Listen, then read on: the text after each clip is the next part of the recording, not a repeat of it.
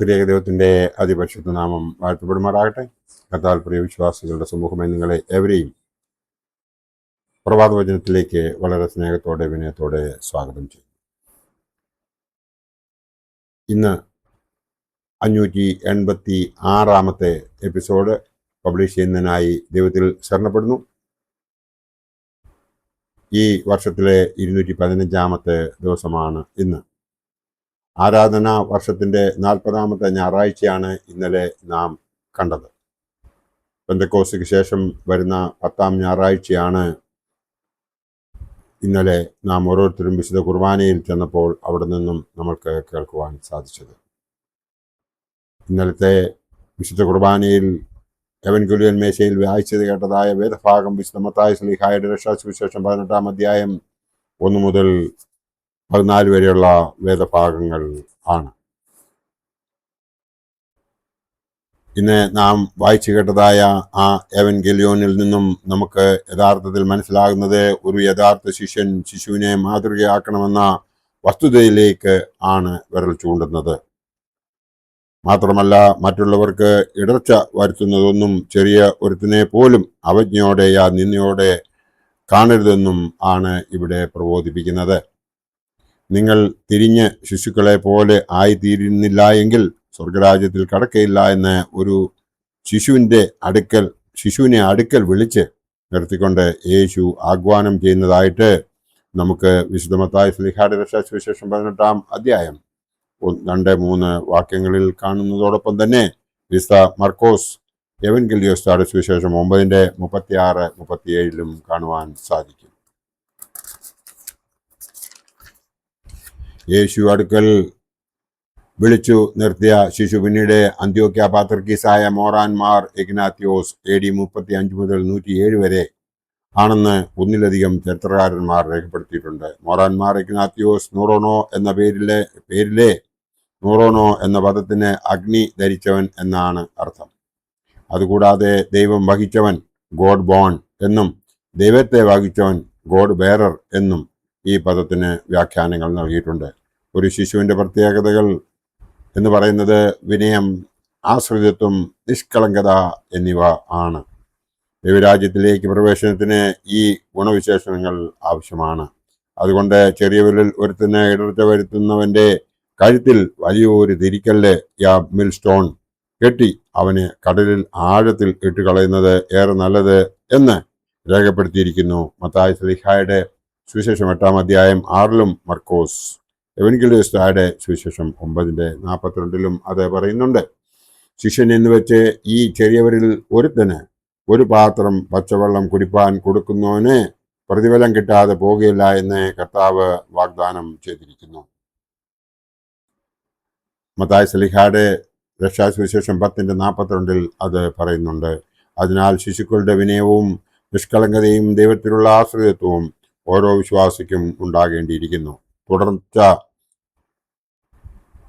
ആയിട്ട് നാം ദൈവത്തിൽ ശരണപ്പെടുന്നുവെങ്കിൽ നമുക്ക് ഓട്ടോമാറ്റിക്കലി വിനയവും നിഷ്കളങ്കതയും ഒക്കെ നമ്മൾ കടന്നു വരും എന്നുള്ളതിന് യാതൊരു സംശയവുമില്ല. ഇടർച്ച വരേണ്ടത് ആവശ്യം തന്നെ, എങ്കിലും ഇടർച്ച വരുത്തുന്ന മനുഷ്യന് അയ്യോ കഷ്ടം എന്ന് മത്തായി ശ്ലീഹായുടെ രക്ഷാസുവിശേഷം 18-ാം അധ്യായം 7-ാം വാക്യത്തിൽ പറയുന്നുണ്ട്.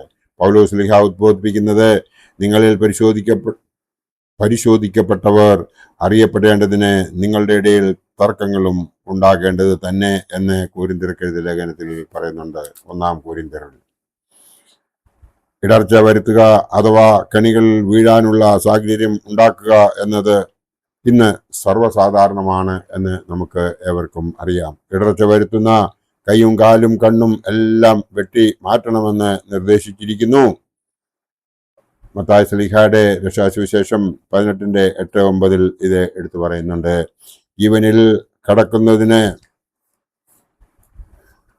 ഇടർച്ച വരുത്തുന്നതിനെ ഉപേക്ഷിക്കണമെന്നാണ് അർത്ഥമാക്കുന്നത്. അല്ലാതെ അവയവങ്ങൾ മുറിച്ച് കളയണമെന്ന ആക്ഷരിക അർത്ഥത്തിൽ അല്ല എന്നും നാം മനസ്സിലാക്കേണ്ടതുണ്ട്. പാപം കൂടാതെ ജീവിക്കുന്നതിന് നിർണായകമായ നടപടികൾ നമുക്ക് ജീവിതത്തിൽ ഉണ്ടാകണം. സ്വർഗരാജ്യം അവകാശമാക്കണമെങ്കിൽ നാം ദുഷ്ട ആഗ്രഹങ്ങൾ, ദുഷ്ട താല്പര്യങ്ങൾ എല്ലാം പൂർണ്ണമായും വിട്ടൊഴിയുന്നതിന് തീരുമാനമെടുക്കണം. ഒരു താൽക്കാലിക സന്തോഷമോ ലാഭമോ നഷ്ടപ്പെടുത്തിയാൽ ആത്മാവ് നിത്യനാശത്തിൽ നിന്ന് രക്ഷപ്പെടുമെങ്കിൽ അതിനുള്ള നിർണായക തീരുമാനമെടുക്കാൻ നാം തയ്യാർ ആവണം. 100 ആടുകളിൽ നിന്ന് തെറ്റിപ്പോകുന്ന ഒരു ആടിനെ അന്വേഷിക്കുന്ന ഒരു നല്ല ഇടയനാണ് യേശു എന്ന് നമുക്ക് അറിയാം. 99 ആടുകൾ നീതിമാന്മാരെ പ്രതിനിധാനം ചെയ്യുന്നു. അവർ മാലാഖമാർക്ക് തുല്യം. എന്നാൽ വഴിതെറ്റിപ്പോകുന്ന ഒരാട് ഭൂമിയിലുള്ള ആദാമ്യ വർഗത്തെ സൂചിപ്പിക്കുന്നതായി വേദപണ്ഡിതന്മാർ എടുത്തു പറയുന്നുണ്ട്. ചെറിയവരിൽ ഒരുത്തൻ പോലും നഷ്ടപ്പെടുന്നത് സ്വർഗസ്ഥനായ പിതാവ് ഇഷ്ടപ്പെടുന്നില്ല എന്ന് ഈ വേദഭാഗത്തിൽ പറയുന്നു. ഏറ്റവും നിസാരമായതിനെ കരുതുകയും വഴിതെറ്റുന്നതിനെ അന്വേഷിക്കുകയും ചെയ്യുന്ന ഇടയൻ നമുക്കുണ്ട് എന്നതിനാൽ വലിയ പ്രത്യാശ നമുക്ക് ഉണ്ട്. ഇവിടെ നാം മനസ്സിലാക്കേണ്ടത് 3 കാര്യങ്ങൾ ആണ്. നാം ദൈവത്തിൻ്റെ ശിഷ്യനാകണമെങ്കിൽ ശിശുക്കളെ പോലെ ആയിത്തീരണം എന്നാണ്. നാം ദൈവത്തിൻ്റെ ശിഷ്യനാകണമെങ്കിൽ ശിശുക്കളെ പോലെ ആയിത്തീരണം എന്നാണ് ഒന്നാമത്തെ കാര്യം. രണ്ടാമത്തേത്, ആരോടും നാം ഇടർച്ചയ്ക്ക് കാരണമാകാത്ത വണ്ണം പ്രവർത്തിക്കണം. രണ്ടാമത്തേത്, ആരോടും നാം ഇടർച്ചയ്ക്ക് കാരണമാകാത്ത വണ്ണം പ്രവർത്തിക്കണം. മൂന്നാമത്തേത്, ജീവിതത്തിൽ സൽപ്രവൃത്തികൾ മാത്രം ചെയ്യാൻ ആഗ്രഹിക്കുകയും തിന്മയെ വെറുക്കുകയും ചെയ്യണം. അതായത് ജീവിതത്തിൽ സൽപ്രവൃത്തികൾ മാത്രം ചെയ്യാൻ ആഗ്രഹിക്കുകയും തിന്മയെ വെറുക്കുകയും ചെയ്യണം. ഞാൻ ഇന്നലെ, അതായത് ഞായറാഴ്ച, ഈ വേദഭാഗം ഇടാഞ്ഞതിൻ്റെ കാരണം നാം ഓൾറെഡി ശൂനോയോ നോയമ്പിലൂടെ കടന്നു പോകുന്നു. അപ്പോൾ ശൂനോയോ നോയമ്പിൽ അനുദപിക്കുക, ദൈവത്തിലേക്ക് തിരിയുക എന്ന ആ ഭാഗം ഇടണമെന്ന് എനിക്ക് തോന്നി. അതുകൊണ്ട് ആണ് ഇന്ന് ഒരു ദിവസത്തേക്ക് ഇത് പോസ്റ്റ്പോൺ ചെയ്ത് ഇന്ന് ഇത് പബ്ലിഷ് ചെയ്യുവാൻ ദൈവം അനുവദിച്ചത്. ആയതിനാൽ നിങ്ങൾ ഈ പ്രഭാതവചനം ശരിക്കും ശ്രവിച്ച് അതിന് പ്രകാരം ജീവിക്കുന്നുവെങ്കിൽ ദൈവം നമ്മളെല്ലാവരെയും അനുഗ്രഹിക്കും എന്നതിന് യാതൊരു സംശയവുമില്ല. അങ്ങനെ ജീവിക്കുവാൻ ദൈവം നിങ്ങളെല്ലാവരെയും അനുഗ്രഹിക്കട്ടെ. എൻ്റെ വാക്കുകൾ ഇവിടെ ഉപസംഹരിക്കട്ടെ.